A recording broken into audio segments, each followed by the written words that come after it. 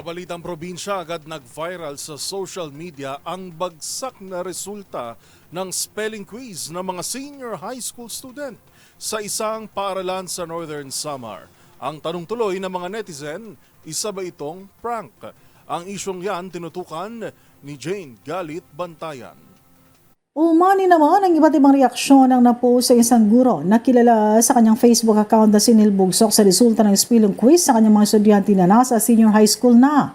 Makikitang bagsak ang mga ito sa spelling.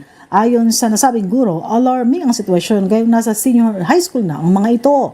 Awat pagkadismay naman ang naramdaman ng ilan kung kaya't mas mainam daw ibalik muli ang spelling booklet at muling sanayin ng mga bata sa spelling simula pa lamang sa elementary na katulad ng pagtuturo ng mga nagdaang dekada.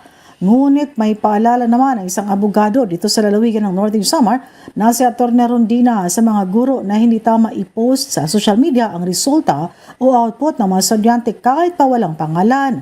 Maaari daw itong magdulot ng pagkapahiya sa estudyante at magkaroon ng emotional impact. Sinangayunan naman ng ilang mga empleyado ng GBED Northern Samar ang naging pahayag na nasabing abogado.